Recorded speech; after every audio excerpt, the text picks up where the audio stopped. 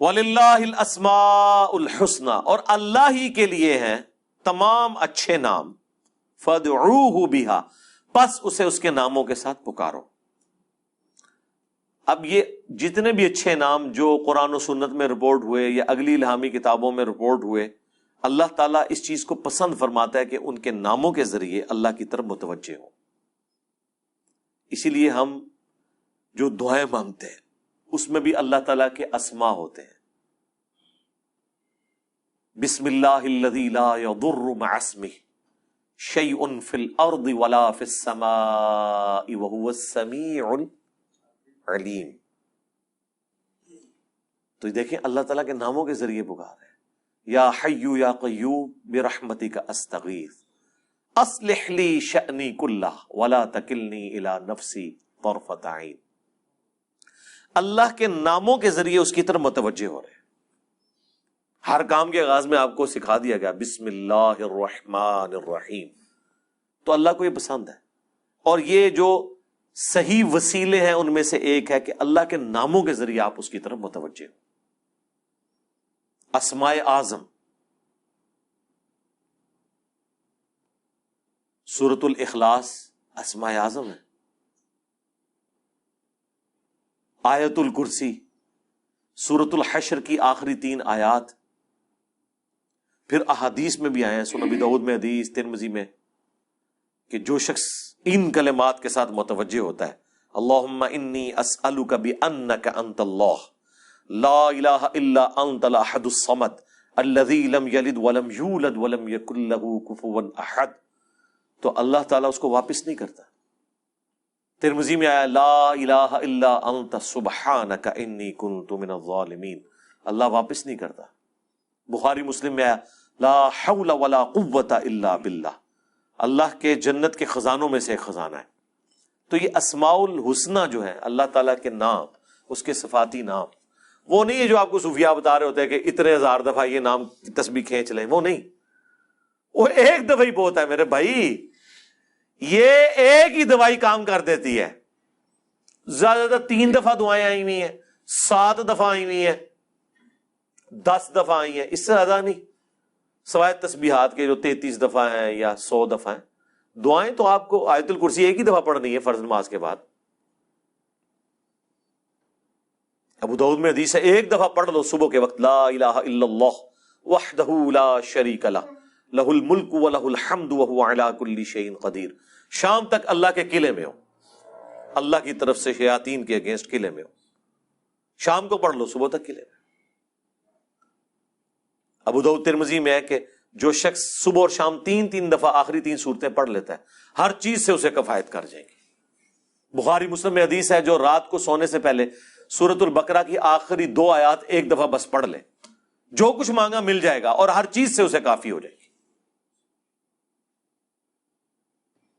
مسلم شریف میں حدیث ہے کہ سبحان اللہ والحمد للہ ولا الہ الا اللہ واللہ اکبر پڑھنا، رسول اللہ فرماتے ہیں مجھے ہر اس چیز سے بڑھ کر محبوب ہے جس پہ سورج طلوع ہوتا ہے، دنیا اور دنیا کی ہر چیز سے بڑھ کر یہ پسندیدہ ترین کلمات ہیں جو ہم فرض نماز کے بعد بھی پڑھتے ہیں۔ تو یہ اللہ تعالیٰ کے کلمات ہیں، ان کے ذریعے اللہ کی طرف متوجہ ہوں، اللہ تعالیٰ دعا قبول کرتا ہے۔ وہ ترمذی میں حدیث ہے ایک شخص آیا، اس نے نماز پڑھی، پھر تیزی سے دعا شروع کر دی، آپ نے فرمایا سائل نے جلدی کی۔ ایک دوسرا شخص آیا، اس نے پہلے اللہ کی حمد بیان کی، پھر دروشی پڑھا، پھر دعا مانگی، فرمایا سل تعطا، سل تعطا، مانگ تجھے دیا جائے گا، مانگ تجھے دیا جائے گا۔ اور نماز میں بھی پروٹوکول آپ دیکھیں کیا ہے، پہلے اللہ کی حمد بیان ہوتی ہے، التحیات للہ والصلوات والطیبات، پھر درود شریف، اور اینڈ پہ جا کے دعائیں آتی ہیں۔ دعا کا پروٹوکول ہے اللہ کی تعریف اور اس کے بعد درود شریف اور پھر دعا، اس کے بغیر دعا قبول نہیں ہوتی۔ اور جس نے تیزی سے دعا کی تھی نا، ترمذی میں حدیث ہے، پھر حضور نے اسے بلایا اور سمجھایا کہ پہلے اللہ کی حمد بیان کرو، پھر مجھ پر درود شریف پڑھو، پھر اللہ کی طرف متوجہ ہو، اللہ دعا قبول کرے گا۔ کسی مزار پہ جانے کی ضرورت نہیں میرے بھائی، گھر بیٹھے اللہ کی حمد اور درود شریف کے ساتھ آپ اللہ کی طرف متوجہ ہو۔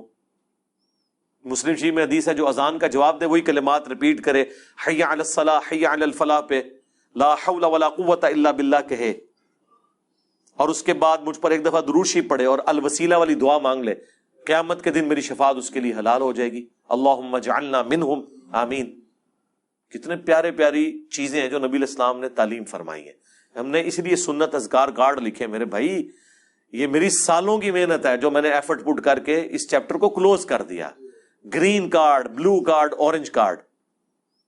میں بالکل خبتیوں کی طرح 2008 سے لے کے سمجھ لیں 2010 تک میں نے کوئی حدیث کی کتاب کا چیپٹر نہیں چھوڑا جس میں اللہ کے نبی کے وظائف کو تلاش نہ کروں صلی اللہ علیہ وآلہ وسلم. پھر حدیثوں کی صحت کے پیچھے، پھر جتنے علماء نے اذکار کی کتابیں لکھی وہ، پھر اذکار کارڈ جو چھپے تھے، اس کے بعد میں نے ایک انٹلیکچوئل ترتیب کے ساتھ یہ اذکار کارڈ لکھے. آخرت کا بلو کارڈ اور گرین کارڈ ہماری ویب سائٹ پہ رکھے ہیں، ڈاؤن لوڈ کریں تو اس کو پڑھیں. ان کے ترجمے بھی ساتھ لکھے تاکہ آپ کو سوز و گداز فیل ہو. صرف عربی پڑھنے سے تو نہیں آپ کو پتہ چلے گا اگر آپ کو پتہ ہی نہ ہو کہ اس کا مطلب کیا ہے. حسبنا اللہ و نعم الوکیل.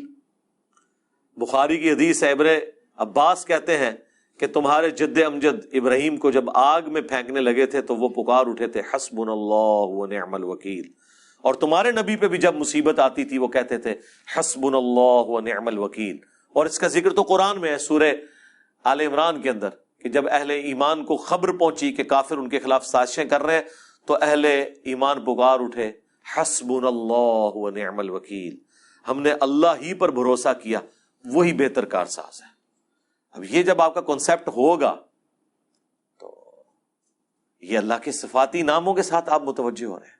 باقی تو اللہ کے کلمات تو ختم ہی نہیں ہونے. سورہ لقمان میں، سورہ بنی اسرائیل، سورۃ الکہف میں اللہ تعالیٰ کیا فرما رہا ہے کہ اگر زمین سارے کے سارے درخت جو ہیں کلمے بن جائیں اور سمندر سیاہی بن جائیں اور 7 سمندر اور بھی ساتھ مل جائیں، اللہ کے کلمات نہیں ختم ہوں گے.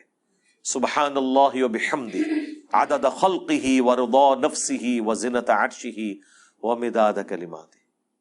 بخاری میں حدیث ہے اللہ تعالیٰ کے 99 نام ہیں جو ان کو لے لے گا تو اس پہ جنت واجب ہو جائے گی. لینے سے مراد یہ نہیں ہے کہ مطلب وہ ان کی صرف تسبیح کھینچتا رہے گا، مراد یہ کہ وہ اللہ تعالیٰ کو سیریس لے گا. ٹھیک ہے. اور لوگ وہ خالی نام پڑھ رہے ہوتے ہیں، کہتے ہیں بس جنت ہوگی، نماز پڑھنے کی لوڑ ہی کوئی نہیں.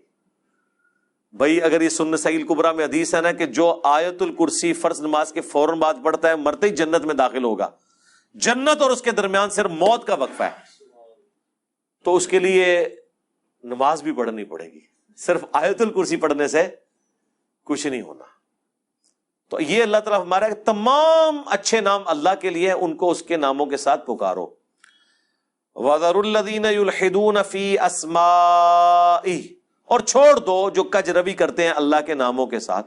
اب یہ مشرکین عرب جو ہیں رحمان نام سے بڑا چڑھتے تھے، تو پھر اللہ نے سورہ بنی اسرائیل میں کہا کہ اللہ کو چاہے اللہ کہہ کر پکارو چاہے رحمان کہہ کر، تمام اچھے نام اس کے ہیں. اسی لیے دیکھیں اللہ نے رحمان، اللہ کو اپنا ذاتی نام تو اللہ کا ایک ہی ہے اللہ، یہ بھی 2 الفاظ کا مجموعہ ہے. الہ، دی الہ. مدینہ کوئی بھی شہر، المدینہ مدینہ المنورہ. الہ معبود، جھوٹا ہے سچا کوئی بھی. الہ ایک ہی معبود ہے سچا. یہ الہ، الہن تن الہ، یہ بن گیا اللہ. یہ اللہ کا ذاتی نام ہے. اگر اس کے لیول پہ اس کے بعد دوسرے نمبر پہ جو نام اللہ کو پسند ہے نا وہ ایک ہی ہے، الرحمن. باقی سارے نام جو ہے نا وہ اس سے نیچے ہیں. اسی لیے مسلم شریف میں حدیث ہے اللہ کو 2 نام بڑے پسند ہیں، عبداللہ اور عبد الرحمن.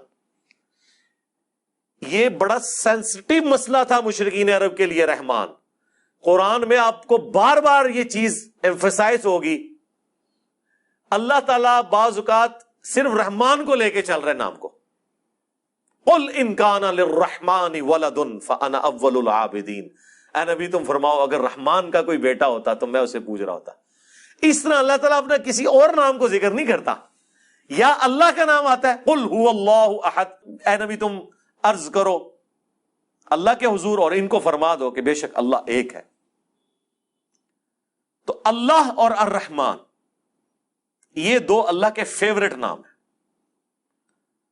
اسی لیے اللہ نے دیکھیں بسم اللہ میں رکھ دیا اسے. بسم اللہ الرحمن الرحیم. سورہ فاتحہ الحمدللہ رب العالمین الرحمن الرحیم. یہ ایک یونیک نام ہے اللہ تعالیٰ کا. تو جو کجروی اختیار کرتے ہیں ان کو ان کے حال پہ چھوڑ دو. سَيُجْزَوْنَ مَا كَانُوا يَعْمَلُونَ. ان قریب ان کے برے اعمال کی سزا ان کو دے دی جائے.